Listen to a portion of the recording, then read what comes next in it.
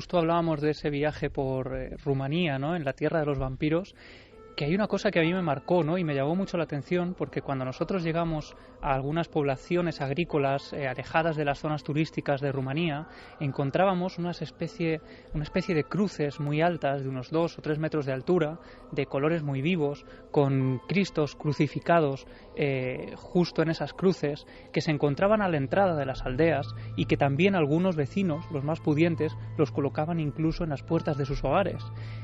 Nosotros pensábamos que era algo de la costumbre, ¿no? de la zona, pero cuando preguntamos a una persona a través de la guía que llevábamos con nosotros qué significaban esas cruces, nos decían que eran amuletos, eran símbolos para alejar a los no muertos.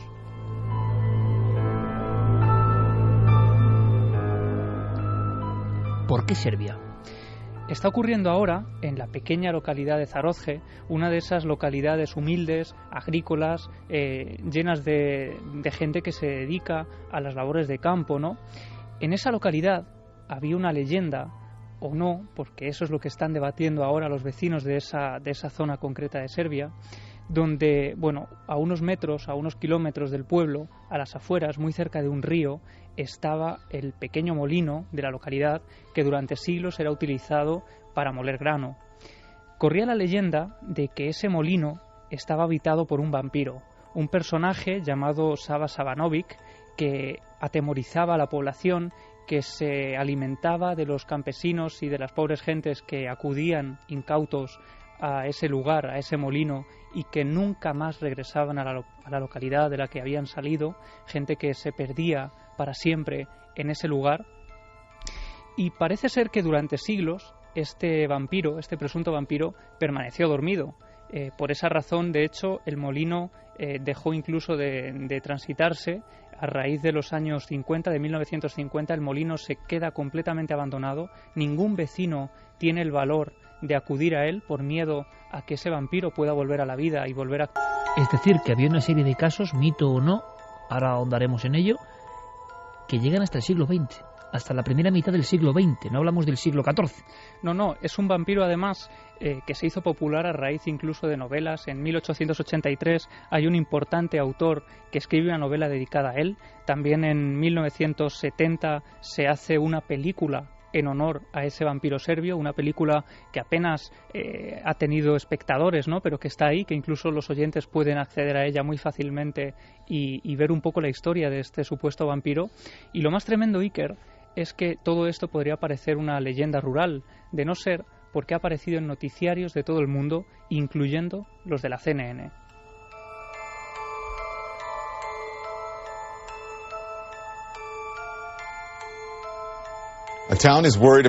Un pueblo está preocupado porque un vampiro anda suelto. Está ocurriendo en Serbia, en una pequeña localidad, un pequeño pueblo donde la gente está colocando dientes de ajo frente a sus puertas y crucifijos en sus dormitorios.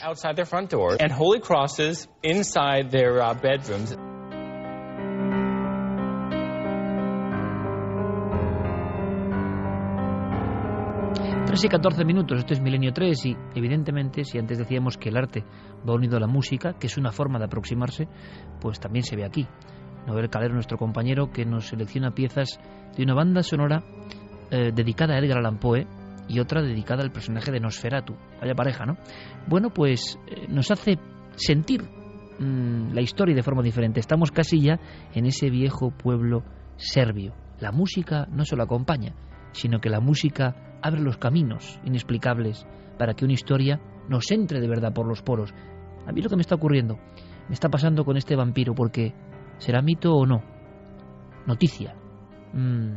Imagino que interés por parte de otras personas, las miradas que vuelven hacia el viejo cuento rural. ¿O hay algo más aparte del cuento? Pues parece que hay algo más, porque bueno, esta disputa o esta teoría, ¿no?, que también ofrecemos aquí de si es leyenda o es algo real, también se está viviendo de forma acalorada en el propio pueblo, entre esos vecinos raudos, acostumbrados a trabajar día y noche en el campo. Pues hay auténticas disputas sobre si eso es auténtico o no. Pero algo debe estar ocurriendo cuando esa gente, como decimos, acostumbrada a cualquier labor, ¿no?, de campo, de labores agrícolas, a estar todo el día trabajando, de pronto recurren a métodos ancestrales de lucha contra los no muertos. En este caso hemos hablado también con Daniel Iriarte. Él es un reportero de ABC que ha estado también en la zona cubriendo toda la noticia y que ha vivido en primera persona ese miedo que se está generando incluso entre los vecinos, hasta el punto, como decíamos al principio del programa, de que el propio alcalde de la localidad ha tenido que pedir públicamente que la gente empiece a poner dientes de ajo en los dinteles de las puertas y a introducir crucifijos en sus dormitorios para que de alguna forma puedan salvarse y ponerse a salvo de este personaje que parece haber llegado al pueblo. Encuentras gente que tiene ajos en las puertas de las casas, gente que tiene crucifijos dentro de botellas de alcohol, que al parecer es una costumbre local, ¿no? Y además te dicen, mejor tener un crucifijo dentro de la botella que una tumba en la puerta de casa. La mayoría de la gente tiene este tipo de prohibiciones en las casas desde hace mucho tiempo. Lo que pasa es que sí que es cierto que, por ejemplo, el hecho de llevar ajos en el bolsillo es una cosa que han empezado a hacerlo ahora a raíz de estas muertes. Una botella de alcohol con un crucifijo dentro. En fin, siempre se aprende algo nuevo. Desde luego el contraste es fuerte. Crucifijo dentro de la botella de alcohol. Claro, muertes. Hablaba Daniel justo de estas muertes. ¿A qué se ¿no? refiere este reportero de ABC? Pues parece ser que ya son 3 las personas que han fallecido en el pueblo en extrañas circunstancias desde que el tejado del molino se vino abajo y desde que presuntamente el alma de ese vampiro salió por haberse quedado fuera de su hogar para vengarse de la gente del pueblo que no repara ese molino, ¿no? En este caso, vamos a escuchar también a Daniel contándonos un poco más acerca de esas extrañas muertes que se han producido hasta ahora en el pueblo. Hasta ahora el vampiro era una leyenda como muy remota, ¿no? Pues que un día te puede aparecer en casa. Pero de repente hay gente que lo ha empezado a considerar algo real. Han ocurrido una serie de muertes misteriosas, 3 en concreto, y entonces algunos locales están convencidos de que es obra del vampiro. ¿De acuerdo? ¿Y por qué se llega a esa hilazón argumental? O sea, es decir, ¿cómo son de misteriosas las muertes cerca del molino? Pues efectivamente esas 3 muertes se han producido muy cerca del molino que ha sido derruido y en concreto hay un detalle que llama la atención, ¿no? Y es que las 3 personas que han fallecido de diferentes edades han muerto de lo mismo, un paro cardíaco, un ataque al corazón. El último de ellos, además, no era cualquier persona, era el jefe de policía de esa localidad, ¿no?, de Zarozge. Este hombre estaba en su coche de policía, llevaba horas trabajando y haciendo sus labores habituales, pero no tenía demasiado trabajo, por lo que decide ir a la puerta del molino y echarse allí una pequeña siesta. Parece ser que ese hombre no volvió a despertar. La pregunta lógica es por qué se metió en la cabeza, en la boca del lobo del mito por lo menos, por qué fue precisamente al molino a echarse una siesta que fue la última siesta. Pues es algo que tampoco sabemos. Hombre en buen estado físico, de salud, personas que no tenían por qué morir de esa forma. Y que muere dormido.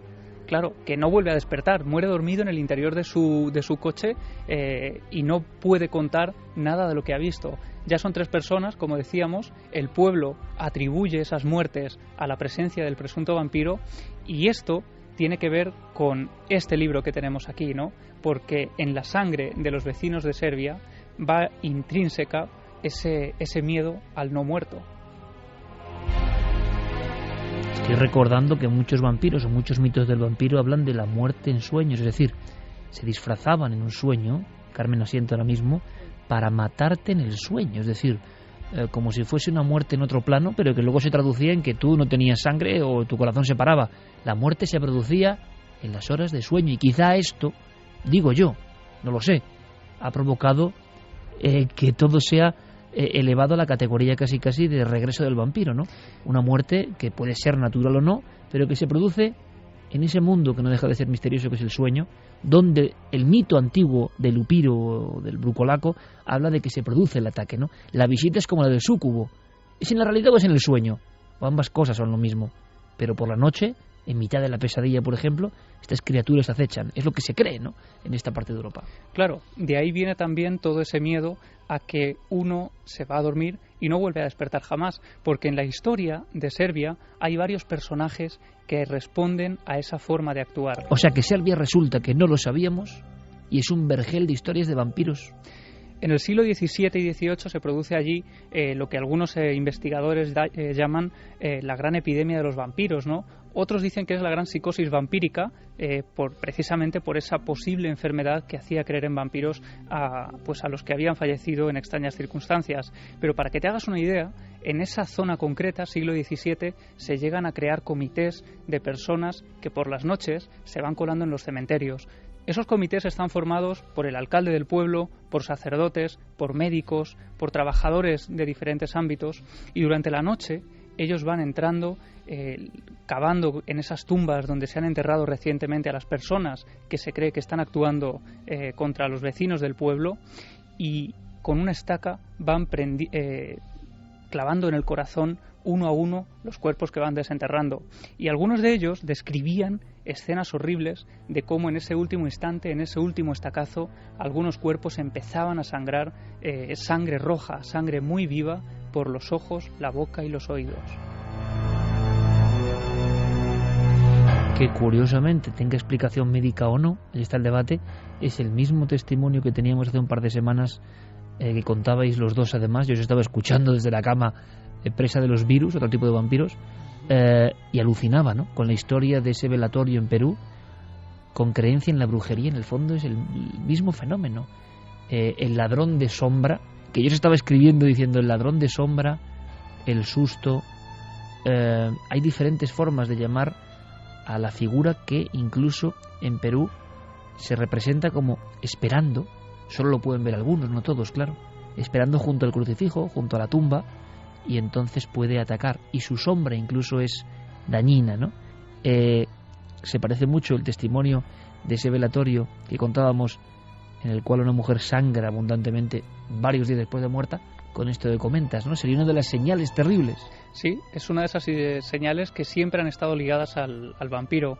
Y en ese puñado de historias hay una que llama la atención precisamente porque es una de las primeras veces que la palabra vampiro aparece escrita en un documento oficial, en unas crónicas de un funcionario de Veliko Gradište, una localidad serbia. Esto ocurre en 1724, cuando fallece Petar Plogolović. Este hombre había muerto aparentemente de muerte natural, tenía unos 60 años, y cuando él es enterrado, nadie esperaba lo que estaba a punto de ocurrir. Solo unos días después, varias personas del pueblo fallecen de forma extraña. Así hasta 9 vecinos, en solo cuestión de una semana, fallecen de los mismos síntomas. Síntomas un poco extraños, enferman y en 24 horas fallecen. Pero bien, cuando el médico acude a las casas de esa gente, acude casi al lecho de muerte, ¿no?, cuando están frente a frente con la víctima y esta persona está a punto de expirar el último aliento, todos aseguran haber tenido la misma visión. Durante la noche, cuando ellos creían estar dormidos, Petar Plogolović se apareció sobre sus camas y se abalanzó sobre ellos intentando estrangularlos.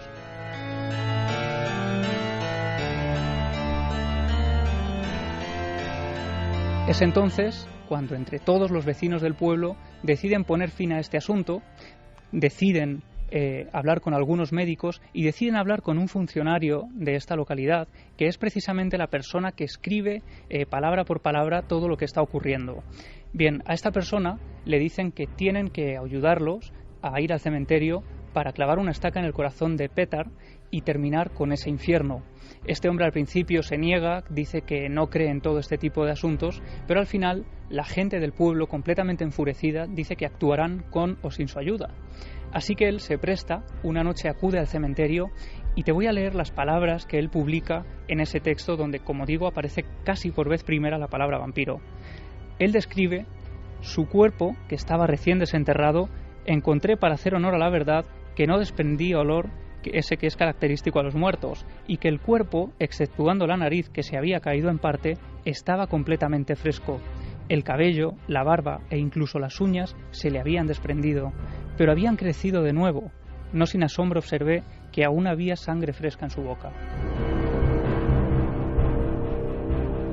La escena típica y tópica del desenterramiento de un no muerto en la Europa del Este, ¿no? Lo que no sabíamos es que en la zona ya de Yugoslavia, la antigua Yugoslavia, la que los niños de mi generación aprendimos en el mapa como un país todo unido y muy poderoso, por cierto, y muy especial. Su historia estaba llena de mundo vampírico. Lajos Gyula, que es un hombre del que tendremos que hablar, pateó toda esa zona, cuaderno en ristre, registrando historias que ya dormían el sueño de los justos, ¿no? Recuperando esa etnografía popular, y se encontró no con mitos. Lajos Gyula se encontró con poblados asolados por vampiros donde no quedó un alma. Se encontró con fortalezas donde determinados personajes mataron a decenas de personas. Se encontró con historias de ataúdes encinchados con cuerdas para que no saliese el famoso caso de Lajos Villeli. Un ataúd, imaginadlo, amigos, envuelto en cuerdas. ¿Por qué? Porque se sabía que de no hacer eso, siempre según el mito, pero el mito poderoso, que como es creído es real, vive, se creía que esta figura, este brucolaco, salía por las noches, y la única opción fue desenterrar el ataúd, con miedo incluso a ver su cuerpo, y simplemente convertirlo en una caja fuerte a base de sogas y sogas. De hecho, describe un último caso que a mí me ha marcado, ¿no? Porque la imagen es tremenda. Él habla de un joven que entierra a su padre porque también ha fallecido en extrañas circunstancias. Lo entierran precisamente por esa razón en una especie de ataúd armado, ¿no? Para evitar que él pueda levantarse de la tumba, y sin embargo, esa noche, cuando el joven vuelve a casa después de enterrar a su padre, se encuentra que en su propia cocina está el cuerpo de su padre.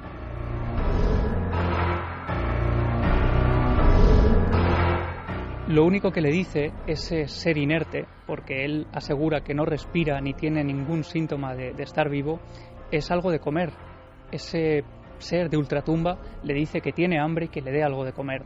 No se sabe bien, porque en las crónicas no se detalla si al final el joven le da alimento a este personaje o no. Lo que sí se sabe es que el hijo fallece justo al día siguiente, después de contar a las autoridades que ha sido visitado por su padre horas después de ser enterrado.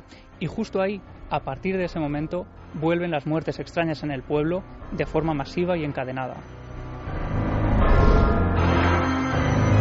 Lo que acaba de contar Javier Pérez Campos es un poco la trama, el guión de una especie de teatro que se ha ido desarrollando desde épocas muy primitivas en muchas partes del mundo, y uno se sigue aterrando con la fuerza de las imágenes. Cuando las oye a viva voz es impresionante, cuando se oyen de personas que creen realmente es impresionante. Por ejemplo, hablábamos de esos ladrones de sombra del Perú.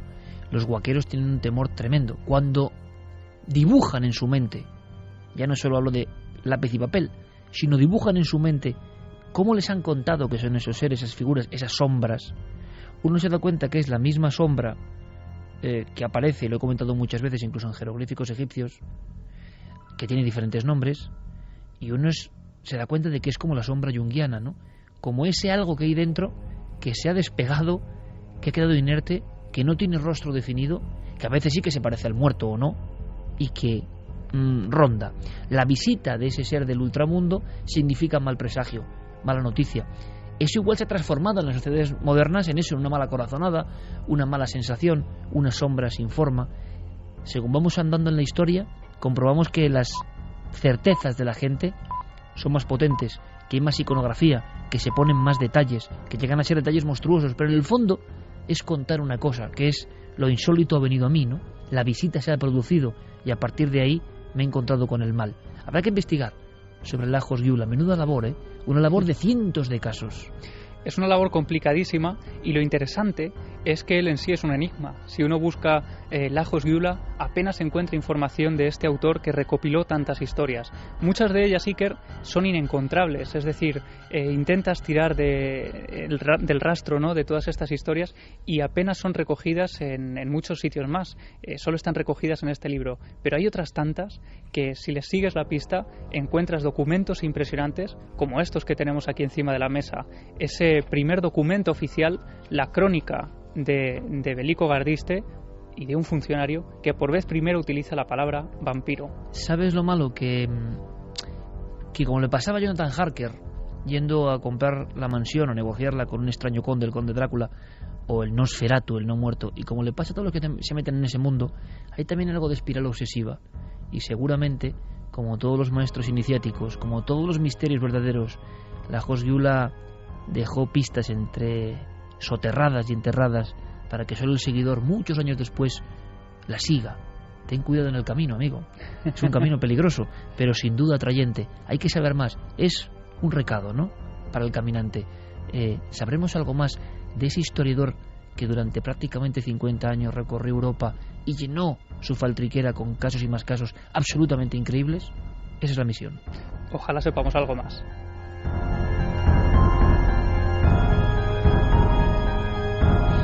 Este ambiente vampírico tiene que disolverse, así es este programa. Pasamos de un lado a otro. Vamos rápidamente con la noticia de última hora que nos cuenta Carlos Cala, de forma breve, rápida y con vuestros mensajes. Enseguida entrará Diego Marañón con otras historias de verdad dignas de producir escalofríos. Ese vídeo que mata. Por cierto, sí, bueno, luego os lo cuento, un detalle. Hemos visto hoy una película realmente interesante. ¿Sí? Y daba miedo, ¿eh? Mamá. Daba miedo. Carlos Cala, noticia interesante también. ¿Por qué? Porque se hablaba de un triángulo de las Bermudas, pero para ciertos animales. Vais a intentarlo enseguida. Científicos del Servicio Geológico de Estados Unidos aseguran haber dado con la solución a un enigma que lleva años preocupando a la comunidad científica norteamericana. Tras varios experimentos que consistían en soltar palomas mensajeras desde diversos puntos del estado de Nueva York, constataron que las que eran liberadas en Cerro Castor y en la ciudad de Westport perdían el rumbo sin remedio, mientras que las que iniciaban el vuelo en Jersey Hill escogían direcciones al azar. La zona empezó a ser conocida como el Triángulo de las Bermudas de las Palomas y ahora los investigadores del Servicio Geológico han ofrecido una nueva teoría. Las aves se guiarían por frecuencias de infrasonido que estarían originadas por la diminuta vibración de las olas en la profundidad del océano. Así, esas señales podrían ser inaudibles por causas desconocidas en las regiones donde se produce la desorientación de las palomas. Además, han apuntado que esta posibilidad explicaría fenómenos similares ocurridos en otros lugares del mundo, como Yorkshire en el Reino Unido.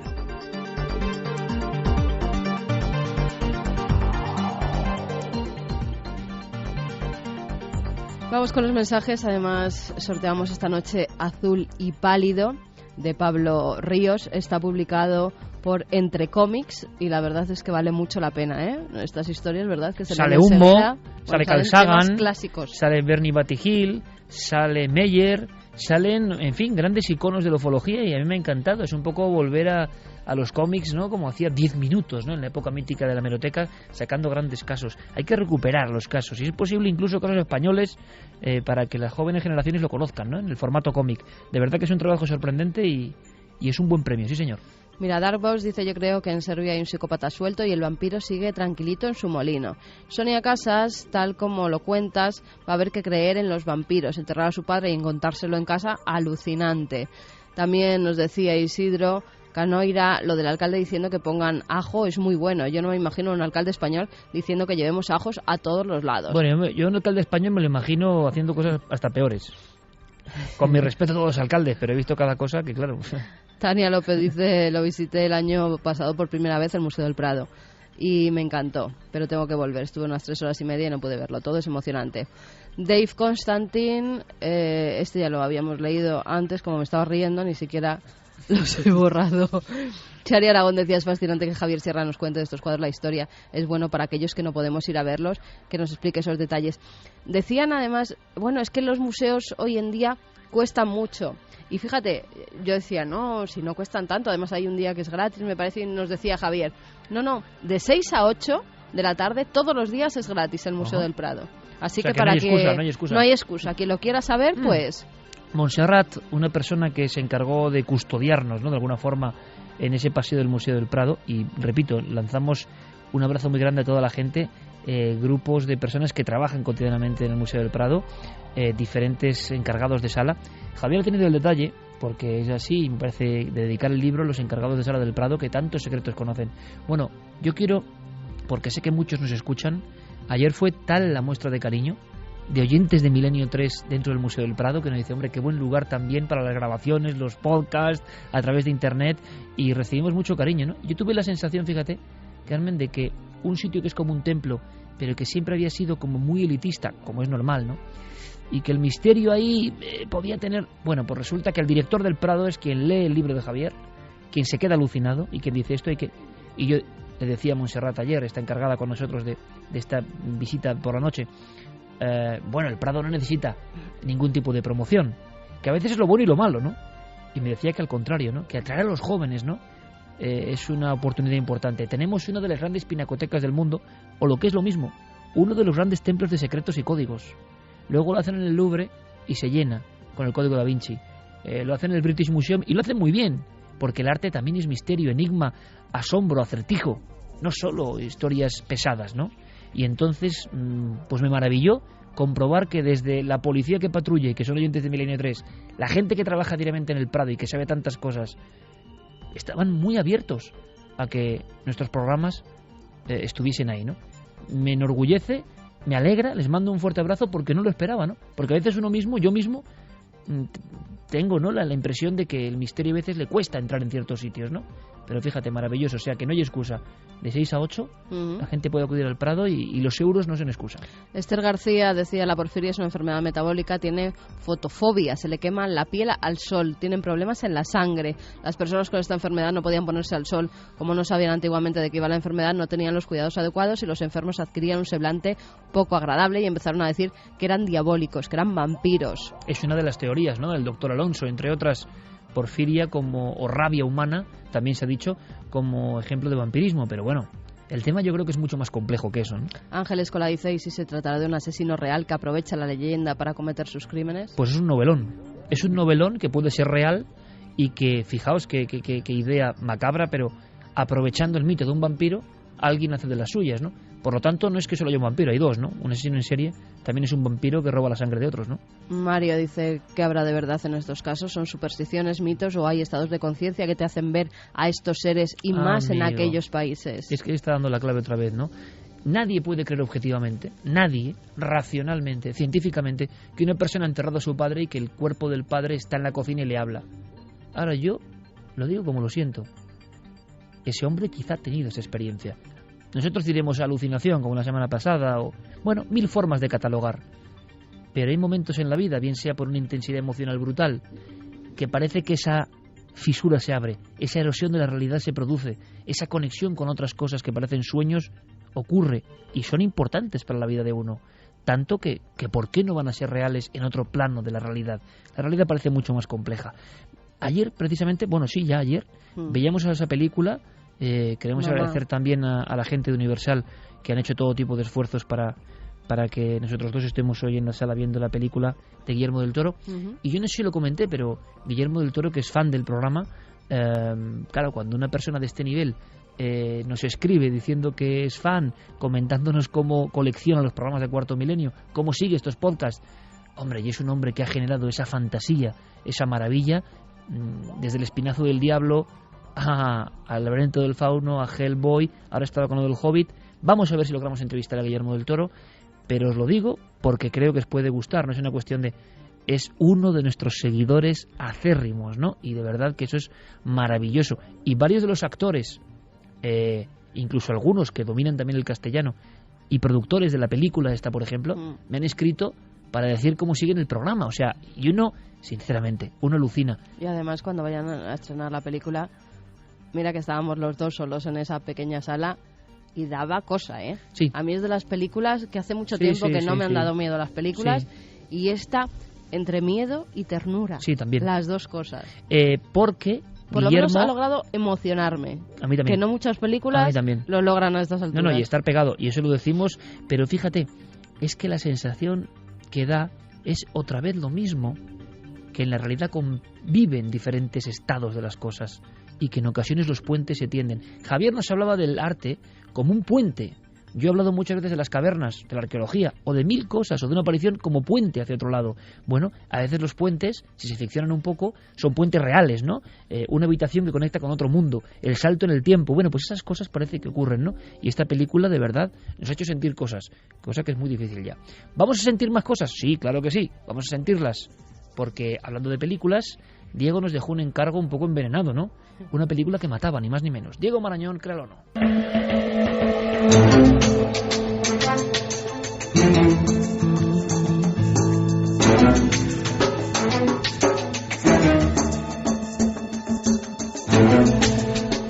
nuestro amigo Cristian Gálvez, que ya andará por tierras de Florencia, que se marchaba hoy a investigar, y mucha gente me decía, qué sorprendente, ¿no?, esto de Guillermo del Toro, y tanta gente que, tantos amigos que uno no se imagina que son seguidores del programa.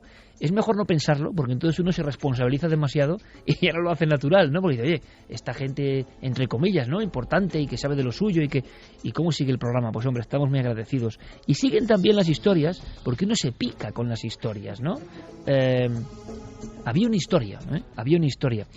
Diego Marañón, buenas noches, compañero. Buenas noches, Iker. ¿Cómo estás? Perfectamente. Nos dejaste un recado, como digo, en forma de cinta de VHS, ¿no?, que da más miedo todavía. Sí, sí. Que al parecer mataba. ¿Tú has encontrado el vídeo? Yo no he encontrado el vídeo. Pues es que yo tampoco. No he querido buscarlo, te voy a ser sincero, Porque ¿para qué? O sea, digo, no... Me va a dar pesadillas, ¿no? Sí, sí. Ando muy sensible yo. Yo lo entiendo. Yo sí que he intentado buscarlo y me he encontrado con un montón de supuestos vídeos, Iker. Pero claro, es un poco difícil buscar algo y perseguir algo que en realidad no existe. Este vídeo de Grifter, del que hablamos la semana pasada, apareció como aparecen un montón de temas que nos llegan al buzón del programa, y que tiene un programa también este fenómeno de los creepypasta, que son historias que generalmente están basadas en vídeos o en imágenes que generan una reacción en el espectador que las ve, que son creadas por usuarios de la red. Hay auténticos especialistas y expertos en crearlas, artistas de hecho, y este en concreto de Grifter es la definición paradigmática de este fenómeno. Apareció el 8 de agosto del año 2009 y lleva desde entonces Iker dando guerra en la red y replicándose en foros y más foros. Apareció en un foro de temática paranormal y es muy curioso la historia de este vídeo porque no es la creación de una sola persona, lógicamente la idea original sí, pero lo que ocurrió con este vídeo es que un montón de gente se unió de alguna manera, creó un vínculo bastante especial y mano a mano, y todos, digamos, en una especie de cooperativa siniestra, aportaron su toque personal, su detalle a ese vídeo, aportaban síntomas, aportaban un contexto bastante creíble, aportaban, como te digo, esta especie de vídeos de imitación que aparecen en YouTube, que no son más que vídeos que están hechos con retazos de películas de alguna manera marginales y muy poco vistas del cine europeo. Es una historia que, como hablábamos la semana pasada, tiene un claro referente en esa película japonesa, en The Ring, y es muy curioso lo que ha pasado con este vídeo, Iker, pero hay que dejar claro que por mucho que busquemos ese vídeo original en ese concepto de la Deep Web o web profunda, que tanto ha calado también en la audiencia, en Twitter nos lo hacían saber. Que habrá que hablar de eso un día. Efectivamente, Diego. Pues esta semana era falso, y la audiencia te diré que ha acertado. Aquí, desde luego, la audiencia en carne y hueso que representamos todos nosotros, Noel, Fermín, Javi, también dijisteis todos que falso, ¿no? No, yo dije que verdadero. Tú que verdadero, y sí. Es falso. Y... ¿y si he encontrado el vídeo? ¿Y qué? ¿Diego? ¿Y cómo es el porcentaje? No fastidies. Se te va la sección al garete. Me hundes. No lo he encontrado. A ver, la gente dice que es falso, 76,6%. Han acertado la mayoría. 23,4% que es verdadero. Y eso que fíjate que la gente, evidentemente... Ahora hay un debate muy interesante, que es otro motivo. Hace poco creo que el Cultural sacaba un reportaje que a mí me impresionó, una noticia sobre, interesante, parásitos en la red. Muy interesante. Hasta qué punto está habiendo ya un problema analizado en Estados Unidos, pero que tiene que ver entre empresas, ¿no? Entre empresas que generan contenidos y empresas que copian y pegan contenidos de otros y ganan dinero con eso. Es decir, en Internet también hay un revoltijo como en la realidad de carne y hueso, ¿no? El mundo digital no se salva. Pero yo estoy pensando que también hay una extraña fauna de individuos que de repente, por ejemplo, en un vídeo de niños, en un vídeo de canciones infantiles, te mete un fotograma del exorcista así para asustar a los niños. Como pille ese tío que ha hecho eso, lo va a lamentar, eso desde luego, porque tú estás con tu hija viendo un vídeo de pollitos y no sé qué infantil, y de repente en mitad del vídeo, porque claro, como hay tantos enlaces, pues, y de repente en mitad del vídeo el tipo gracioso, que se cree que igual hace gracia, va y mete alguna escena de terror para aterrorizar. Entonces yo a veces pienso, digo, y todo este ingenio, moraleja, ¿no? Ponle un DVD. Claro, sí, evidentemente. Pero dices, pero ¿y por qué se hace eso? Yo no acabo de entender. O sea, a veces un simple vídeo y las tonterías que hacen algunos idiotas, porque no se puede decir de otra forma, te reflejan perfectamente cómo está el patio, ¿no? O sea, perder tiempo en eso, ¿no? En asustar a otros, pero de una forma chusca, ¿no? Es decir, toda la tecnología que tenemos a veces solo sirve para amplificar lo que llevamos dentro. Es como esa frase, ¿no? De ese tiene mucho dinero y ha cambiado. No, me decía un buen amigo, no. Se lo llevaba dentro y el dinero simplemente ha reflejado más lo que es. Nadie cambia porque sí. Entonces eso ocurre. Es decir, hay una fauna muy curiosa, algunos con muchísimo talento, hay que decirlo, como siempre, con muchísimo talento y creando cosas nuevas, y otros que siempre rebufo, pues hacen unas cosas que yo no acabo de entender. Pero eso ha existido siempre. Yo creo que es algo que algunos llevan dentro, y esto es el reflejo en las nuevas tecnologías. Pero esas pantarujas, esa gente que se disfrazaba o que llegaba a hacer auténticos montajes de apariciones en medio de un pueblo para asustar, simplemente por el mero placer de asustar. Para asustar a niños pequeños. Venía de una tradición antigua, que eran los amantes, que se disfrazaban de fantasmas para que la gente se asustara y así no viera que se metía en las casas de las mujeres y era el amante mientras los maridos no estaban. Sí, a mí me sorprende tanto talento dedicado a nada, o a casi nada. Me parece, digo, oye, vehiculiza ese talento para otra cosa más productiva, pero en fin. Mejor eso sería, sí. Sí, por eso las redes, sí, en concepto global, es un universo propio, ¿no? Y eso de Deep Web, pues habrá que intentar profundizar en ello, ¿no? Y saber si es verdad que existe o es un mito. Lo contará Diego, pero por supuesto para esta semana tiene otra historia, compañero. Pues sí, Iker, porque ayer a las 14:59 horas de la tarde se cumplía el 10º aniversario de algo que nos sobrecogía a todos. A esa misma hora, hace justo 10 años, el transbordador espacial Columbia se hacía añicos sobre el firmamento de Texas. La causa de aquel accidente era un fallo en el ala izquierda, en la protección de la nave, por el que se coló aire a varios miles de grados de temperatura dentro del ala. Y bueno, es un aniversario que ha estado muy presente en los medios de comunicación, con ceremonias presididas por el presidente Obama. Lo que os traigo hoy, Iker, es no sé si es el anuncio o la profecía de algo que ocurrió, como te digo, hace 10 años. Fíjate, hace 10 años, esta historia lleva circulando, como te digo, casi una década, y saltó a la luz al poco de producirse la catástrofe del transbordador Columbia. Se cuenta que Nostradamus, o Michel de Notre Dame, el famoso profeta, el famoso médico y astrólogo,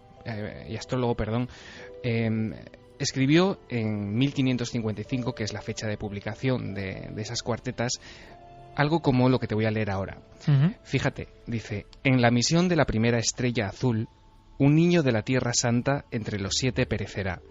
Cuando la nave descienda del cielo de los cielos, la estrella solitaria se esparcirá con los restos. Se ha tomado como Nostradamus visionario del desastre, que además tiene mucho que ver con el inicio del programa, ¿no? Uh-huh. Del desastre de ese transbordador y de esa imagen tremenda, ¿no? Que dio la vuelta al mundo. Mira, recuerdo ahora mismo que tuvimos que hacer un programa especial justo el día en que eso ocurría, ¿eh? Parece que ha pasado un mundo y aquí hicimos un programa sobre desastres que tienen que ver con los astronautas. Y sí, eso está, digamos, recorriendo Internet como ejemplo, una vez más, de la visión anticipada de Michel de Notre Dame. Efectivamente, esto lleva, como te digo, casi una década circulando por ahí y se dan las más variopintas interpretaciones. Se dice que quizá esa primera estrella azul aluda a una de las 7 víctimas de la tragedia, el astronauta israelí Ilan Ramon, que procedía de ese país, y bueno, todo el mundo sabe que la bandera de ese país está formada por una estrella azul, la estrella de David, y también la bandera de Texas es conocida como la estrella solitaria. También hay otra coincidencia, Iker, que se añade a todo esto, y es que la astronave, los restos del transbordador, pudieron caer en parte sobre una ciudad de Texas que existe realmente y que se llama Palestina. Es muy curioso. Así que esta es la historia que te traigo esta semana. Si esa cuarteta de Nostradamus es real o no, ¿no? ¿Es real o no? Efectivamente. Pues hay que investigar. En 7 días, como siempre. Oye, Diego, aparte de la sección, que lo he dicho antes públicamente, quiero agradecerte todo el trabajo como un redactor más, compañero de este programa, porque me sigues dejando alucinado. Gracias por todo ese esfuerzo, por esa energía, por ese saber buscar, amigo. Gracias. Las gracias, cuando uno hace lo que le gusta, no son necesarias. Hasta la semana que viene. Adiós. Rápidamente vamos con un hallazgo científico. Se ha hablado mucho del ADN, se ha hablado mucho de transformaciones en lo más interno, en la doble hélice del ADN, y hace una semana se confirmaba que hay seres humanos que tienen un ADN muy especial con una doble hélice. Esto suena muy raro y era como una especie de utopía, y ahora parece que va a ser una forma precisa para entender algo que ocurre con nuestras células, a veces para mal, desgraciadamente, ¿no? Que empiezan a replicarse sin control. Hemos querido saber algo más, porque hay, desde el punto de vista de la nueva era, del crecimiento espiritual, y poner toda la polémica y como si queráis, pero hay mucha gente que habla, y se hablaba en ciertas profecías, de un cambio a nivel celular del hombre. Puede ser una tontería o no, no lo sé, pero es curioso que estén pasando tantas cosas. Y en este momento, lo que parecía leyenda científica se confirma en las máximas revistas de este género de la genética. Hemos hablado con dos genetistas importantes. El primero es nuestro amigo Juan Román, que nos habla de esa doble hélice al cuadrado. ¿Qué es eso? ¿Qué significa? ¿Lo tenemos todos? ¿Qué estudios van a hacerse a partir de ahora? Puede ser uno de los grandes hallazgos, y coincide con el 60 aniversario del descubrimiento de la espiral de doble hélice, que la descubre, ya lo sabéis todos, Francis Crick, uno de ellos, creyendo absolutamente que la vida vino de fuera de la Tierra. Escuchamos.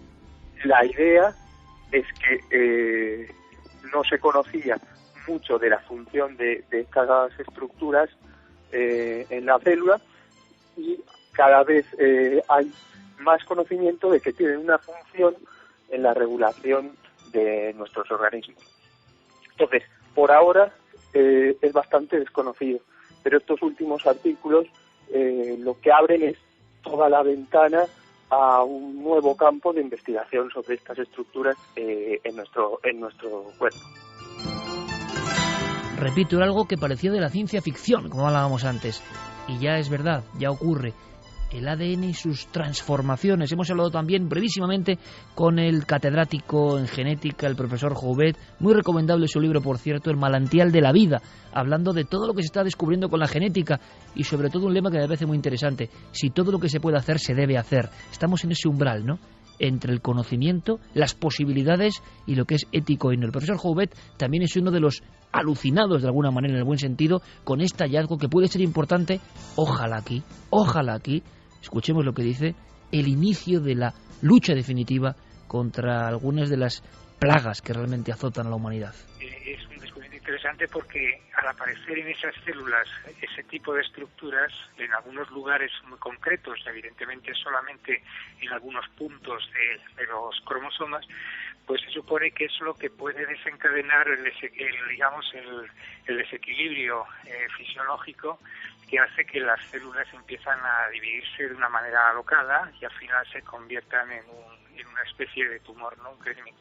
Entonces, el descubrimiento es interesante porque si se confirma, que parece que sí, pues va a dar lugar a que se busquen nuevas terapias para poder parar ese proceso de división celular, terapias para evitar, por lo tanto, que se formen tumores. En televisiva hablamos de Abraham Lincoln con un forense sobre su asesinato, sobre quién estaba detrás, sobre todo lo que se ha escrito en torno a sociedades secretas. Lincoln y el espiritismo, es increíble, ¿no? Su mujer, como ha sido el espiritismo, Lincoln y los mediums, Lincoln y sus sueños y presagios, en fin, no sé, la biografía no autorizada de este personaje fundamental que ahora se ha agrandado también por la película de Spielberg. Muchas más cosas, pero mañana también hay un elemento extraño, ¿no? Pensamos lo siguiente: ocurre un hecho X, vamos a llamarlo un caso de estos que nos interesan, supuestamente sobrenaturales, o una casa donde pasa algo, una familia nos dice, aquí pasa algo, y dijimos, ¿por qué no llevamos a un crédulo y a un ultraescéptico? Y a ver cómo lo ven, ¿no?, cada uno de ellos. Yo creo que puede ser fascinante, ¿no? Yo creo que sí. No sé si habrá sorpresas o no. O cada uno se quedará con su teoría. O cada uno es un mundo, ¿no? Claro. Absolutamente, que es lo que vamos aprendiendo. Cada uno ve lo que quiere ver. Uno los atrae y otro hace que se vayan. Bueno, mañana hay que verlo. Creo que es bonito verlos colaborar, además, y bueno, ver esa forma sana, ¿no?, de la palabra escéptica, porque José Manuel Nieves se ha prestado en todo momento a hacer esas pruebas que incluso llegamos a encerrarlo en la casa. Sí, el director de ciencia de ABC y compañero de este equipo a nivel de la nave del misterio, en esa casa. ¿Qué le pasó? Bueno, pues mañana en Cuarto Milenio, sobre las 11:30, todos preparados. Fermín Agustí, gracias. Noel Calero, gracias. Javi, gracias como siempre. Gracias. Carmen, recupérate de ese resfriado. Sí, me voy a la camita. Hemos tenido una semanita ahí un poco dura. Así Sí. que nada, felicidades a todos los que seguís peleando por vuestros objetivos. Y, por supuesto, a la nave del misterio radiofónica, Milenio 3 en la cadena SER. Gracias por ese trending topic, porque como decíamos, hoy es... De alguna forma iban a dar la vuelta por completo a la experiencia que ellos pretendían vivir. Fuimos a Salamanca pues a hacer turismo, a ver la ciudad y demás. Nos quedamos en este hotel. La historia también es que, claro, como fuimos a ver la ciudad, pues en el hotel no estuvimos más que por la noche para ir a dormir. El día que llegamos, así como primera sensación extraña, ya nada más entrar al hotel para hacer el check-in, a mí, por ejemplo, se me aceleró el pulso un montón. Cuando estuvimos en la habitación la primera noche, también comentándolo con mi novia, pues, ¿sabes? Esa sensación como de ser observado o algo así, como si ahí hubiese algo un poco incómodo. Desde luego, muy desagradable, o sea, muy desagradable. Es el primer día, ellos se dan cuenta de que están viviendo ese tipo de sensaciones los dos. En ningún momento, además, aclaran, les ha ocurrido nada similar. Nunca les ha sucedido llegar a un sitio y que ambos experimenten esa sensación de inquietud, de sentirse observados incluso en algún momento, y de sentir sonidos, de escuchar sonidos que poco a poco se van haciendo más nítidos. Ellos pasan bastante tiempo del día, una parte importante, paseando por la ciudad. Solo llegan al hotel durante la noche para descansar. Son 2 noches las que pasan en ese lugar, pero muy pronto esos fenómenos que al principio parecen cosa de las sensaciones o quizá del cansancio empiezan a hacerse mucho más evidentes.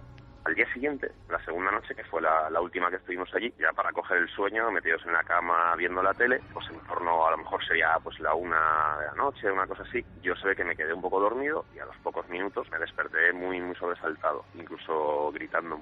Nada más despertarme ya había a mi novia que estaba al lado, la cara que tenía, o sea, una sensación los dos, además, como de mucho frío, muy nerviosos, los pelos de punta, la carne de gallina. Nos pusimos bastante nerviosos, planteándonos incluso si vestirnos, irnos a la calle y quedarnos por la noche fuera, en la calle.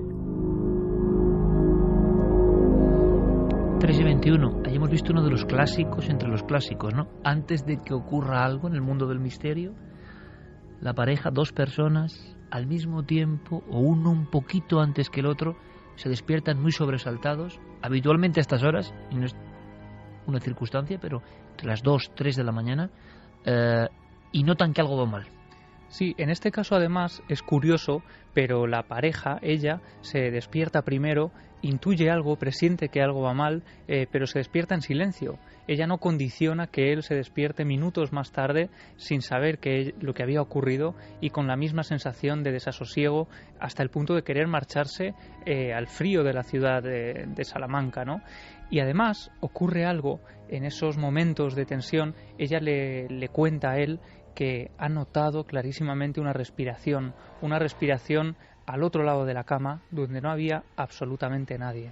Justo antes de despertarme, un segundo antes, yo sí vi una imagen. Yo vi a un señor de frente, trajeado, con corbata. No te sabría dibujar su cara, pero tenía el pelo blanco y bigote blanco. Lo vi de frente durante un segundo. De hecho, yo estaba acostado y yo lo veía de frente. Y bueno, al final decidimos pues tranquilizarnos un poco y pasar la noche en la habitación. Y así estuvimos pues prácticamente pues nos dio la luz del día. O sea, yo igual me dormí pues a las 6 de la mañana ya de puro cansancio. Esa imagen se produce un segundo antes de que él pueda moverse, gritar y levantarse sobresaltado, en ese estado de duermevela en que no se sabe muy bien si lo que está ocurriendo es real o es parte de un sueño, ¿no? Pero es curioso que en ese momento ellos se plantean que algo puede estar ocurriendo en esa habitación 312, una habitación que a día de hoy no han podido olvidar. Y es curioso también que, ella por supuesto no pega ojo en toda la noche, no duerme en toda la noche, él consigue dormirse después de unas horas por cansancio, pero a la mañana siguiente, cuando están haciendo el check-out, él muy sutilmente le pregunta al trabajador que está en la recepción del hotel por la historia de ese edificio. A la vista, como decíamos, es un edificio con una carga histórica importante, es una especie de palacio antiguo, y en ese momento no espera que ese trabajador del hotel le revele que otros tantos han vivido cosas similares en ese lugar exacto. Le pregunté por el edificio en particular, porque como se ve, pues eso, un palacio antiguo, le pregunté de cuándo databa el edificio, y creo que me dijo que del siglo XV, me explicó que era pues, el palacio de un marqués, o marqués de Castellanos, o marqués de Castellanos, o algo así. Y entonces le dije, mira, pensarás que estoy loco, pero le contamos más o menos lo que nos había pasado por la noche. Pregunté si habían tenido algún cliente con alguna historia de estas, y el hombre nos dijo que a él en particular esta cosa le daba mucho respeto, y nos habló de que chicas del servicio del hotel habían bajado asustadas más de una vez con historias de estas, y aparte que estando en la recepción del hotel por la noche, solos, más de una vez les había pasado claro, tienen el ascensor como a la derecha del mostrador, y les había pasado pues de ver cómo el ascensor baja desde el piso que sea y llega a la planta baja donde están ellos y no hay nadie. ¿Alguien más había visto esa figura? Pues ellos preguntan, parece que no quieren hablar mucho más, nadie les cuenta más detalles de toda esta historia. Es un momento en el que ellos se están marchando también, y precisamente por eso nos escribían, ¿no? Para ver si nosotros podíamos tener acceso a través del testimonio pues a otra gente que haya visto o vivido algo similar en ese lugar concreto, y por supuesto intentar saber algo más de la historia de ese edificio. Pero ellos son los testigos, ese caso bien curioso, ¿no? Los testigos que ven algo y se convierten también en investigadores de lo que ha ocurrido en un lugar. ¿Cuántas veces y cuántos amigos que están estas noches de Milenio 3 en los hoteles de España, cuántos casos han recibido y cuántos nos han contado a través de las vías de contacto, ¿no? Y que luego resulta que son los primeros sorprendidos porque a veces coincide la historia, lo que se ve, y la habitación. Muchísimos casos, algunos se pueden contar, otros no. Pero el tipo de visión, ya que ya hablamos en ese umbral, en esa delgada línea roja entre alucinaciones y visiones reales, se produce en ese estado de dormevela. Para un especialista psiquiátrico, y aquí cada uno lo ve con sus gafas, ¿no? Para un convencido de los fenómenos paranormales, esto sería la aparición de alguien que ha muerto allí en estas circunstancias, alguien que parece moderno, no de un tiempo pasado, por el traje con corbata, evidentemente no es del siglo XV y XVI, aunque el lugar seguramente tenga su influjo histórico como todo el corazón de Salamanca, pero para un psiquiatra, lógicamente estamos ante una visión hipnagógica o hinopómpica, ¿no? Es decir, en ese umbral entre la vigilia y el sueño, no poderse dormir, sensación de angustia, y a los pies de la cama alguien perfectamente definible que nos mira de frente. De frente, es típico de este tipo de alucinaciones. Lo raro es que las señoras de la limpieza, cuando están haciendo sus tareas, también vean escenas parecidas. Exactamente. Entonces, ya no es una visión. Habría que ver qué escenas. Claro, pero si describen algo similar, es que ya no es una visión que tenga, además, dos personas en un mismo estado que tengan esas visiones. Ahora vamos a ver si siempre raro, que surge historia de hotel o de visiones, siempre hay un montón de personas, de público de Milenio que nos informa. Pero eso, es decir, cada maestrillo tiene su librillo, en el sentido de que el pánico de la pareja, por separado, y que ven lo mismo, sea en un hotel, sea en una carretera, uno puede decir, bueno, es lo que decimos, ¿no? Esa campana de realidad que ya se ha extendido. Durante unos minutos esa pareja va a vivir algo extraño, de principio a fin. Seguramente no pasen vehículos cerca, no se crucen con nadie, todo el ambiente se ha enrarecido. Y cuando pasa la experiencia, una visión, una voz, algo que no es normal, que no es ordinario, lo mismo el golpe y todo vuelve a la normalidad. Es como un sueño real, o haber entrado en otro plano, yo no lo sé. Pero el psiquiatra te diría, es una folía ¿no? Han entrado en una locura doble, en una alucinación doble. Yo puedo decirlo, lo hemos contado en alguna ocasión. Carmen y yo en muchas investigaciones, en muchos lugares que hemos tenido que recorrer, bien por placer, bien por trabajo, que en nuestro caso es lo mismo, ha habido algún lugar, por ejemplo, la Montaña Roja. Yo siempre lo recuerdo porque quizás a mí me dicen, ¿en qué instante, junto a tu mujer, trabajando o en este caso explorando, has sentido miedo a la vez? Y solo con la experiencia uno puede saber que esto ocurre. La Montaña Roja, que muchos amigos seguramente la han visitado, hemos estado varias veces, que no es un lugar especialmente agreste, sí solitario. Y oscuro. Y oscuro, en la última parte de Lanzarote, además ¿no? de Lanzarote son muy oscuras. Pero hay urbanizaciones cerca, es decir, no es un lugar desolado. Allí JJ Benítez pasó 3 noches en su mítico Encuentros en Montaña Roja. Hay que tenerlos bien puestos para estar 3 noches ahí, ¿eh, Juanjo? Desde luego. Y vamos ascendiendo, y yo he estado diciendo, mira, es que lleva sandalias, Carmen. Aquí hay alacranes. Vámonos. Me estaba poniendo todo tipo de excusas y yo decía, sí, es verdad. ¿Y tú igual? Sí, decía, sí, es verdad, que no voy con el calzado adecuado, y total. Bueno, vamos a dar una vuelta por aquí, pero no subimos más, ya vendremos luego. Queríamos llegar a la caldera del cráter, que fuimos en otra expedición, y llegamos a la caldera del cráter y vimos todo eso. Cráter viejo abandonado, cerca de Punta Pechiguera, al final, donde muchos aviadores de la línea Iberia y Aviaco habían observado extrañas luces dentro del cráter y se convirtió en una especie de comidilla entre la gente de la aviación española, que en ese cráter estaba ocurriendo algo, pasaba algo. La última noticia, lo cuento por algo, y algo de última hora. Resulta que ascendiendo por ese volcán, sin que haya nada objetivamente que a ti te dé la alarma, uno tiene, como diría Stan Lee, el autor de Spider-Man, el sentido arácnido, ¿no? Hay algo que nos dice que no está bien eso. Y no había nada para temer. Empezamos a ver unas rocas y unos dibujos en la roca, como creados, como si formaran unas letras. Yo eso solo lo he visto, o me lo he encontrado en Nazca, por ejemplo, como figuras, ¿no? Y en un momento dado, que es lo asombroso, sentimos un miedo tremendo y nos vamos. Nos han informado, y me gustaría tener más información, que dentro del cráter de Montaña Roja está la tumba de una mujer desconocida. Yo eso no lo sabía. Y que hay una tumba de algo que ocurrió allí. Y nos gustaría saberlo. Y uno a veces recibe 10 años después de una información o de una sensación algo que pudo pasar allí. Si alguien tiene información que nos lo cuente. Pero ese miedo a veces, ¿es el miedo el que se contagia? ¿O es que algo de nosotros está permanentemente alerta y se activa? ¿Qué dice nuestro público, Carmen?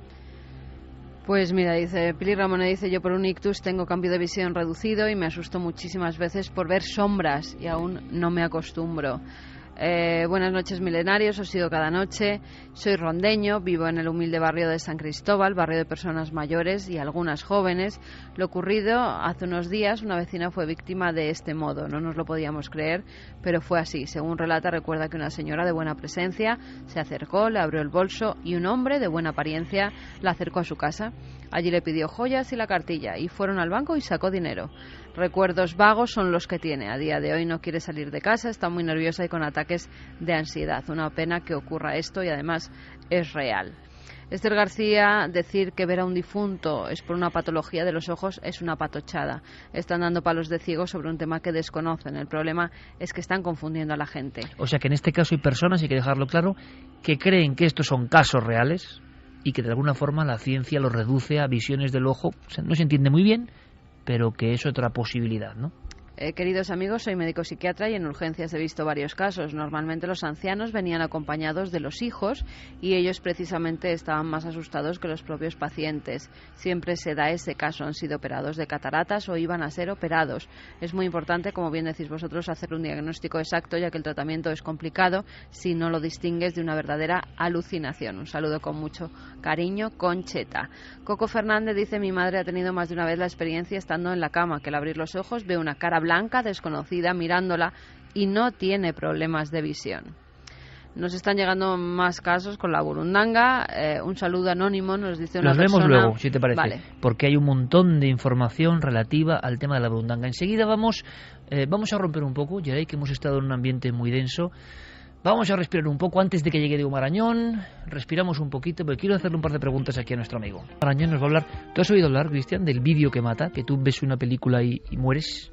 Bueno, hay una mítica película de Ring, ¿no? En su versión asiática, que era incluso mucho más terrorífica que la americana. ¿Por qué da más miedo el terror japonés que la versión que luego hacen los americanos? Yo creo que porque lo respetan mucho más que los americanos. Porque lo creen de verdad. Porque lo viven de verdad. Esa es la clave, ¿no? Porque los ponen tan blancos y con ese pelo tan negro y tan así. Incluso incluso la versión de DI, que trata un poco de esto, de lo que estamos hablando de las visiones. Estabas tú comentando mientras preparábamos el programa, porque Cristian ha estado un poco en toda la cocina del programa y cómo hacemos tal, y tú me decías, oye, que te voy a comentarte algo de esa película, yo no la he visto, la del ojo yo no la he visto, Tú sí lo has visto, yo no lo he visto. Que le trasplanta a alguien un ojo y empieza a tener visiones, ¿no? Sí. Visiones que tenía la otra persona, sí, sí. De entes que le rodean. Oye, ¿a ti qué te pasa con Leonardo da Vinci? Que yo veo a Leonardo da Vinci por todas partes. Se te aparece Leonardo. Sí. No, porque es curioso, porque muchas personas tendrán la visión lógica, no arquetípica, porque Cristian habla a toda España todas las tardes a través de Telecinco, evidentemente, con un programa que tiene mucho mérito, ¿eh? Tiene mucho mérito que un programa que se basa en el lenguaje, en aprender palabras, en memorizar, en recordar, en ampliar nuestro abanico de conocimiento, tenga la audiencia, que la máxima audiencia que suele ser del día suele ser la de pasapalabra, y dices, bueno, no está todo perdido, ¿no? Pero muchas personas pueden tener, bueno, evidentemente, persona de enorme éxito en todo lo que hace en televisión, y dices, bueno, y a que mucha gente no sabe que este chico tiene una sana obsesión, o quizá no tan sana, quién sabe. Puede sorprender que nuestro amigo Cristian Gálvez lleva mucho tiempo siguiendo enigmas de Leonardo da Vinci. Yo te pregunto, ¿qué tiene Leonardo da Vinci que va envolviéndote en la espiral y no te deja salir? Yo te he escuchado hablar, no como una persona presentadora de televisión que igual hace un libro, que quiere hablar, no. Te he oído hablar como me escucho a mis colegas, a mí mismo, cuando están metidos hasta las trancas en una obsesión de investigación. Me sorprende mucho. Sí, porque se trata de un megaproyecto a largo plazo, ¿no? Y yo creo que Leonardo da Vinci tiene lo que uno quiere encontrar, desde un libro de gestión de talento o coaching a través de Leonardo da Vinci para motivación a grandes empresas, misterios infinitos. No se ha contado todo de Leonardo, por tanto. No se ha contado ni todo se ha contado a la vez, ¿no? Hay cosas muy, muy, muy específicas de cada misterio, pero no hay un vademecum de lo que podría ser los misterios de Leonardo. E incluso se pueden llegar a desarrollar incluso talleres para potenciar la creatividad para pequeños, para peques. Sí, es un ejemplo inabarcable, Leonardo, con todo lo que ha hecho, todo lo que conocemos. Hablaban algo, Carmen, esta misma semana, y nada es casualidad, ¿no? Yo decía, no sé, no queda más que de Leonardo algo que tenga que ver con la Luna, y resulta que no sé qué pasa con la Mona Lisa, que si la van a proyectar o van a hacer algo sobre la superficie lunar. Sí. Es bueno, un proyecto que es el icono. No sé si lo podrán llevar a cabo, pero vamos, es uno de los iconos. Incluso mandar encapsulada como imágenes de la Mona Lisa, de la Gioconda, y que estén por el espacio pululando. A mí, sabes que Vinci, que tú conoces muy bien, me parece un sitio realmente raro, extraño. Quizá nosotros llegamos de noche a Vinci, no sé, no te lo imaginas, te imaginas un lugar distinto, ¿no? Parece que todavía, no sé si el efluvio de Leonardo está por ahí, pero me pareció un sitio que tiene un pequeño museo, ¿verdad? Con maquinarios y cosas. Sí, pero tampoco es un museo grandísimo donde esté todo lo de Da Vinci, ni tienen algo que sea espectacular sobre el genio. Es como una cosita muy pequeña, aunque luego es muy reconocido en toda la ciudad y en todo, pero de hecho, yo creo que el museo más espectacular está en Roma, en el Palacio de la Cancillería, que tiene una mega exposición con reproducciones de los inventos de Leonardo a escala 1:1, es decir, a escala natural, desde el tanque hasta la delta. ¿Qué es lo que más te sorprende a ti de los inventos de Leonardo? A mí lo que más me sorprende es que cada día no dejo de sorprenderme, cada día descubro algo más a través de las páginas de los códices, sobre todo el Códice Atlántico. Cada día descubres un invento nuevo, desde la ducha, por ejemplo, hasta el primer carro, el autómata, que Juanelo también Turriano, el Da Vinci español, nada, muy poquitos años después de Leonardo. Pero él ya estaba con autómatas. Él ya estaba con autómatas, incluso un autómata para un león. Tiene un autómata león, un autómata pájaro que utilizaba en escenografías para teatro. ¿Y cómo es posible que un hombre solo, a veces ocurre, ¿no?, en la historia, un hombre solo genere, ¿no?, ese universo propio que no se parece a casi nada y que a veces también casi muere con él, ¿no? Muere con el propio genio. Yo creo que es algo que quizá estemos perdiendo en demasía, que es la mezcla, ¿no?, una amalgama entre talento, perseverancia y sobre todo hacer las cosas con pasión. ¿Y crees que Leonardo tenía todo eso? Lo creo sin duda. O sea, creo que sí que es verdad que tenía un pequeño síndrome de obra inacabada, pero toda obra inacabada debida a encargos, pero todo lo que él generaba por la propia curiosidad y experimento en el campo, creo que lo lleva a cabo hasta el infinito y más allá. Oye, y tú, Cristian, que estás en la tele, estás en no sé cuántos programas, tienes un éxito brutal, imagino, trabajo, lo sé muy bien, compañero, hasta arriba, sin embargo, tu rictus incluso cambia, la pasión con la que hablas incluso es tremenda cuando te metes en el órbita de Leonardo. Ahora te marchas incluso a investigar sobre el terreno. Sí, porque, bueno, el primero de una serie de, ya te digo, de gran proyecto sale en abril, un libro de gestión de talento a través de Leonardo da Vinci. O sea, ¿podemos aprender a potenciar nuestro talento fijándonos en el genio? Sí, de hecho yo creo y afirmo en el libro que Leonardo da Vinci era un maestro del liderazgo y del coaching en pleno siglo XV, en pleno Renacimiento. O sea, eso que ahora está tan de moda, digamos, de que tenemos que acostumbrarnos, ¿no? Y tenemos que potenciar nuestras facultades en esta selva en la que vivimos. Tú dices que ese hombre, ese genio de Vinci, lo tenía ya y tenía enseñanzas que se pueden extraer y acoplar a los días que corren, a hoy. Sí, rotundamente sí. Además lo explico a través de las obras de Leonardo. Te puedo llegar a explicar cómo crear una marca personal, cómo venderla, cómo potenciar el trabajo en equipo, el liderazgo, enseñar, aprender y volver a enseñar, que es una cosa que también vosotros hacéis con mucho valor en La Nave del Misterio, incluso en Cuarto Milenio, que todo el mundo sabe en Twitter que soy ferviente seguidor, que aprendéis, lo enseñáis, pero seguís aprendiendo. Es una espiral que no tiene fin. Tenéis vuestra parte de genialidad. Es una espiral que no tiene fin. Hablaremos, si te parece, te invitaremos. ¿Cuál es el momento en tu vida? Porque yo creo que el contraste es genial, ¿no? Es decir, en esta sociedad en la que vivimos, ¿no? En la que también, por desgracia y por fortuna, no pasa nada, como a nosotros nos pasa, ¿no? Uno tiene su San Benito, tiene su estigma, y este sabe hacer esto y es este. Y este Cristian, el presentador, sabe hacer esto. Mucha gente, estoy seguro, que hoy se está quedando alucinada de que el hombre que ve por las tardes haciendo magistralmente su programa resulta que es un investigador de Da Vinci, que es un tema que parece como de eruditos. No escribir un libro divulgativo de Da Vinci, meterse, y yo he hablado con él, sabe infinitamente más que yo de Da Vinci, y meterse a fondo. Pero ¿cuál fue el momento en que, como digo yo, algo hizo así? Y tú dijiste, es que parte de mi vida tengo que investigar a este hombre. Pues la verdad no sabría decirte, pero sí sé decirte que parte de mi vida me llevará a investigar sobre Leonardo, ¿no? Yo siempre he querido abarcar mucho, y eso que mis padres siempre me decían, intenta abarcar poco, pero abárcalo bien. Y ese espíritu renacentista, esas ganas de hacer muchas cosas e intentar hacerlas bien, porque no todos somos genios, pues creo que me va un poco a buscar paralelismos, ¿no? ¿Hay formas de adentrarse en Da Vinci? ¿Se podría recomendar algo? ¿Los niños pueden aprender algo de Da Vinci? Los niños pueden aprender muchísimo. De hecho, ya te contaré algún día los planes de talleres de creatividad para los peques a través de Leonardo. Hoy mi hija Alma estaba dibujando, con su abuelo. Sí. Estaba dibujando con un año con un rotulador. La creatividad, la pasión, la investigación. Qué grande que queden colegas como tú, Cristian, de verdad. Qué grande. Hablaremos aquí. Gracias. Yo te emplazo aquí. Mira lo que nos pone. Mira lo que nos pone Yere Martínez. Estamos ya casi en Florencia, y estamos casi en los tiempos de Leonardo, y nos parece maravilloso. La radio, la fuerza de la radio y la música nos permite viajar en el tiempo. A mí me parece maravilloso que un presentador de éxito en España, lo que se considera que debe ser, ¿no? Y resulta que está investigando el tío ahí, absolutamente apasionado. Por eso sabíamos que era milenario. Gracias, Cristian, por la visita, de verdad. Toda la suerte del mundo, que aprendamos mucho con ese libro, que los niños se instruyan con ese libro. Ojalá, algo. Si podemos aprender algo de Leonardo, será un aprendizaje maravilloso. Gracias. A vosotros.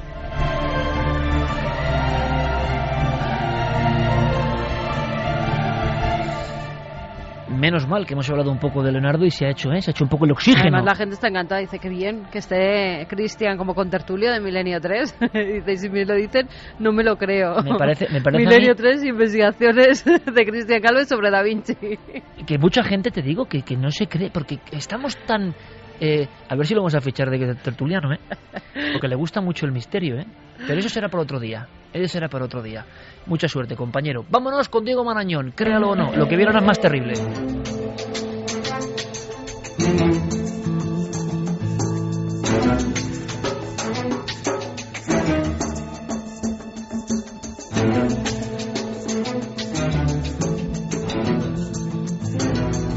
Menos mal que no todo está perdido en la tele tampoco, menos mal. Quedamos algunos locos aquí. Unos Quijotes. Diego Marañón, buenas noches, compañero. Empieza por C. Dícese de la sección que aparece a estas horas cada semana en Milenio 3. Buenas noches. ¿Qué tal? Grande. Sí. No, es que si ficháis a Cristian, yo me voy a pasapalabra, está claro. Oye, pues Diego Marañón en pasapalabra, yo creo que hacía el rosco, Vamos a hacer un día un rosco de cosas del misterio. No es mala idea, Cristian? Pero yo leo las preguntas, Dice, empieza por B, pueblo de Jaén, donde aparecen unas caras. Belmed. ¿Ves? Pues Estaba aquí muy todas. fácil. Bueno, ya, hombre, es que no Alguna vas a poner- mete Cristian de vez en cuando, ¿eh? El otro día, poseído, al que se le hace exorcismos, y yo, que lo digan, que lo digan, que lo digan. Y pasó palabra, digo... Vamos a ver, Diego, teníamos una historia, como siempre creo, ¿no? Detective del misterio, nuestro compañero, resumiendo la historia anterior a ver si nuestra audiencia ha acertado. Bueno, resumiendo la historia, nos basábamos en un email que nos había llegado sobre una supuesta foto de una anaconda gigante en el Amazonas.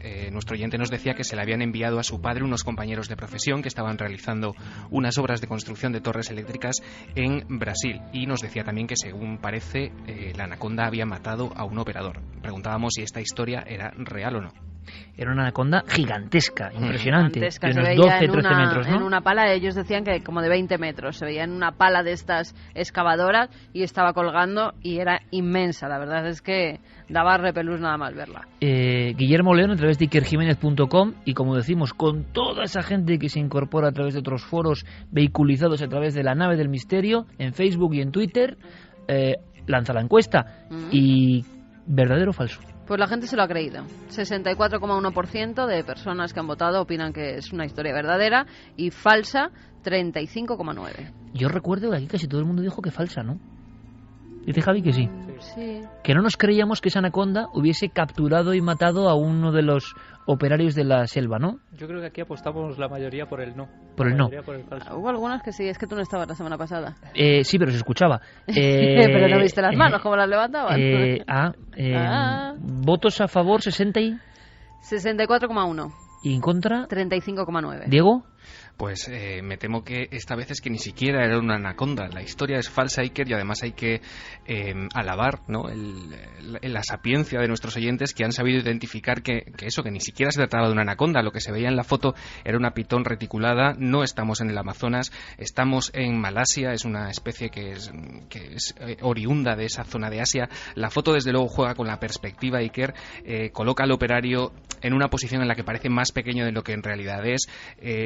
Se calcula que la serpiente que vemos tiene unas medidas de 5 a 9 metros. No se ha comido a nadie, desde luego, y se hizo, como te digo, en la ciudad de lo estoy mirando, de Penang, en Malasia, que es precisamente, Iker, donde existe un templo de la serpiente. No sé si lo conocéis. No.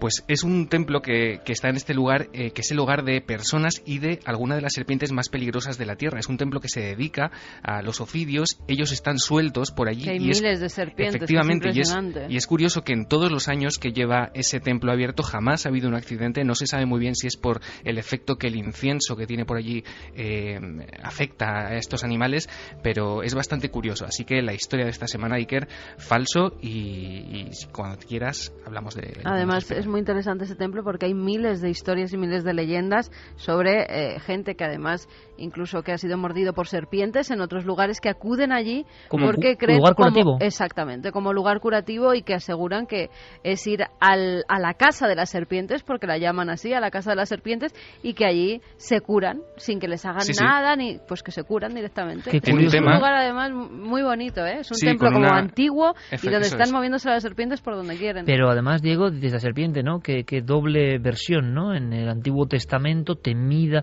Cleopatra, es decir, la serpiente como enemigo, y por otro lado serpiente como símbolo de la salud, ¿no? De la farmacia, y símbolo de los ritos griegos de curación. Y ahí, pero por lo tanto, ha fallado gran parte del público. Sí, la mayor parte de la gente ha fallado. Sí. Se sabe que la anaconda pues es la serpiente más larga que tenemos, la que más pesa y la más larga es la pitón reticulada, que es la que se ve en la imagen que nos ha enviado. Perfecto, pues Diego se la jugó a la audiencia, que también es su cometido, ¿no? Esas historias para aprender, fíjate, que no sabemos, como lo contábamos de la burundanga, era de créalo o no. Muy cerquita de Madrid, creo que tenemos una de las pitones reticuladas más grandes, por lo menos de España, que nos la enseñaron en el safari. Sí, señor. En el safari de Madrid, que nos... Como 12 metros o algo así. Sí, como 12 metros de pitón reticulada, que además es... Bueno, la veíamos, ¿verdad? Enroscada, gruesa. Acaba de comer, muy gruesa. Es impresionante. Quien pueda que vaya al safari al Safari Park de cerquita de Madrid, que va a ver todo tipo de animales y además esa pitón reticulada merece la pena. Merece la pena verla. Sí. En el libro Guinness de los Récords, la más pesada llegaba a alcanzar 135 kilos. Además, buena gente del Safari Park y seguidores de este programa. Vamos a hacer una cosa, Diego. Creo que tenemos un corte sonoro de una película, sí, precisamente para ambientarnos en la siguiente historia, ¿no? Muy certero, Cristian Gálvez, que apuntaba a ella.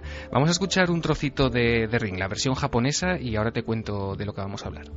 ¿Qué puedes decirnos acerca de esa cinta? Lo único que sé es que de repente aparece en la pantalla una mujer horrible que dice: vas a morir dentro de una semana.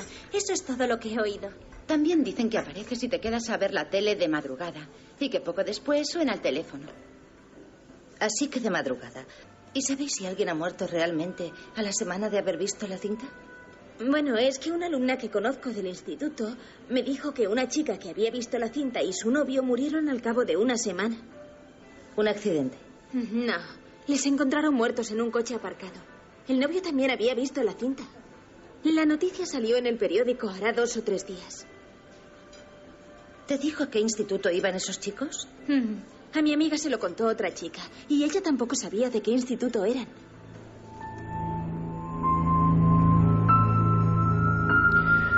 Bueno, una película parece que absolutamente clave en la historia, en este revival del cine de terror japonés, y que de alguna forma genera una leyenda o una verdad, Diego. Pues es lo que vamos a tratar de averiguar. Todo esto surge en la red Iker desde agosto de 2009.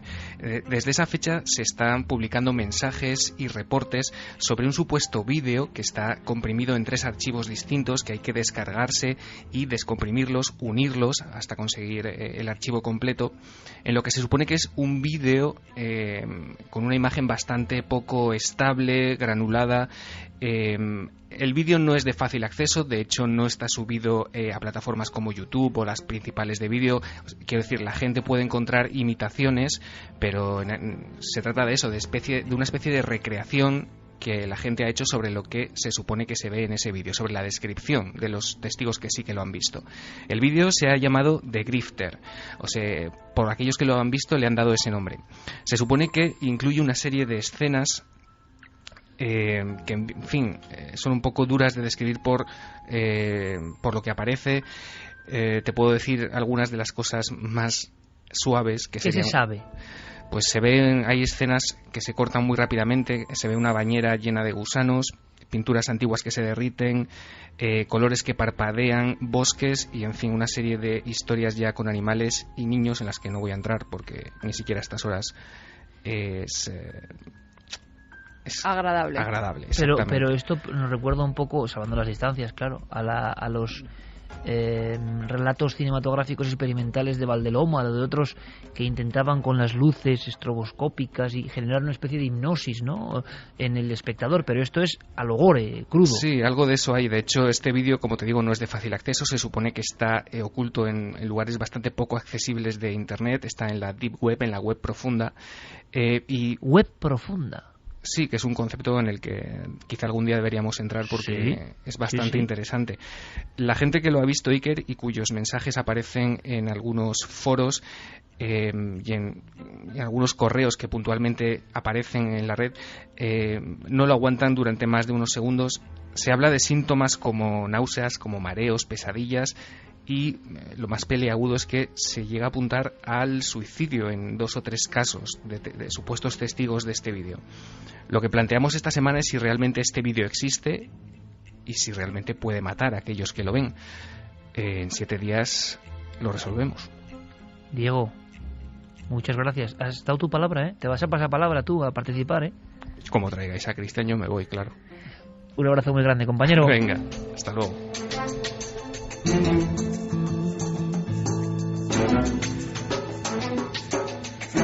Jerez Martínez, ¿tú qué opinas, amigo? Ahí lo he hecho con suspense, aquí el amigo, que no te lo crees. Fermín, que tampoco se lo cree.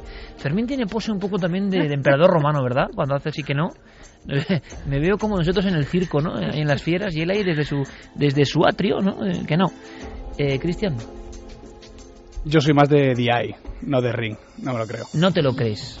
Vale. Javi. Yo creo que no, espero creer que no, porque si realmente esto es así y alguien ve el vídeo esta noche, no va a llegar a la respuesta de la semana que viene. Claro, es verdad. Yo creo que es verdad. Que es verdad. Sí. Los 3 archivos, un vídeo muy desagradable y que ha habido gente que ha medio enloquecido con ese vídeo. Sí. Vale, yo no digo nada, me quedo neutro. He visto cosas en internet, en vídeo, que algunas las... Sí, pero... y son muy desagradables. Pero fíjate ese término que decía Diego, se podía profundizar en él. ¿Cómo que ya nos lo han pedido, Internet profunda? Muchos oyentes. ¿Sí? ¿Qué es eso? Seguro que Internet Santi, profunda? que se mete ahí en Internet profunda, algún día nos lo cuenta. Lo que pasa es que Santi, bueno, tiene su peligro, se mete en unos sitios que, en fin, también espantan, ¿eh? También espantan. Mundo sonoro, los últimos mensajes de esta noche de nuestra audiencia. Pues mira, Iker, te hablaba antes de personas que están escribiendo porque han sido víctimas de la burundanga y además en casos muy crudos. Pero entonces han llegado decenas de casos. Decenas de casos, sí. Decenas de casos, con lo cual algo se tiene que hacer con esto, ¿no? Tal vez no se pueda detectar en sangre cuando te hacen los análisis, tal vez no se pueda demostrar, pero la policía tiene que estar atenta a estas cosas, O sea, las fuerzas de seguridad. Claro, de que hemos abierto la punta de un iceberg, ¿no? Siempre nos interesa recibir casos de gente que ha visto misterios, que tiene pistas. En este caso también, pero es mucho más triste, ¿no?, recibir todo esto. Pero es una realidad que tendrá que interesar a alguien. Aquí dejamos los datos. Mira, una persona que... Bueno, no, que hay un auténtico debate y creo que esto es la prueba de que hay que hacer algo. La policía... Dices debate porque hay gente que sigue sin creérselo. Sí, argumentaban que todo esto era cosa del alcohol, pero claro, el alcohol ahora, a plena luz del día, en un sitio rodeado de centenares de personas, es inviable. Y que los análisis no sale ningún tipo de Yo tengo alcohol. En casa la analítica de este caso que hemos contado. Ni alcohol, ni cero alcohol, cero droga, cero nada. Una persona que no quiere que digamos su nombre y lo vais a entender, dice que quiere escribir este correo para confirmar que, por desgracia y por raro que parezca, existen drogas que anulan la voluntad. Espero que sirva de advertencia. Yo, un chico, fui víctima de un abuso sexual cuando era menor de edad. Ocurrió en 1998 y todavía hoy no logro explicarme a mí mismo mi forma de actuar. La vergüenza hizo que no pidiera ayuda. Aún hoy tengo una enorme laguna mental acerca de lo ocurrido. Con el tiempo descubrí que existen este tipo de narcóticos y de repente las piezas encajaron. Nunca dejéis solo a ninguno de vuestros amigos, especialmente si han bebido, aunque esté rodeado de gente, y siempre, siempre pedid ayuda. Juan Luis Morillo nos dice, aviso, las prostitutas también lo están usando para robar a sus clientes. Eso siempre se ha comentado, ¿no? ¿O es una cosa...? No, ha habido incluso reportajes, Iker, no hace mucho, en los que sí, y incluso algunas de las trabajadoras, de las prostitutas, que aseguraban que que en alguna ocasión sabían de chicas que lo habían utilizado para robar a sus clientes. Y declaraciones de la policía también, con los que hemos hablado nosotros, nos lo han confirmado así, que ha habido casos similares a esto. Taglaren dice, trabajé en un garden durante 3 años y creo que vendía esa planta. Le llamaban datura. Cada vez que veía a alguien interesado en ella les decía que cada vez que la tocaran, sobre todo si la podaban o hacían esquejes, se lavaran bien las manos. Sabía que era venenosa, pero no cuáles eran sus efectos. Me he quedado de piedra. Hay que tener cuidado también porque hay toda una cultura o subcultura y personas que hablan también de la moderna Wicca, el druidismo, con todo mi respeto, pero y el manejo y el viaje psicodélico a través de plantas y de hongos, sí, me parece muy bien, pero cuidado porque hay algunas plantas y hongos que no las han dominado en los viejos chamanes de la Amazonía o de los desiertos de Arizona, no los han manejado ellos y quiere uno en 2 semanas y por ser muy atrevido manejarlo y tener viajes cósmicos. Los chamanes de la antigüedad preparaban toda una vida para tener esos viajes y toda la vida estaba dedicada a ello. No querramos ahora por hobby, después de dejar el coche y bajarnos del chalet, irnos a hacer viajes cósmicos de inmediato. Estamos en la cultura del ultrarrápido, también para eso. Y está viendo más de una persona colgada, pero en el mal sentido, Personas, historias, algunas de investigadores del tema de las drogas psicodélicas, pero con el sentido sagrado, que no han vuelto jamás. Se han quedado, eso sí, en un limbo como autómatas, pero para siempre.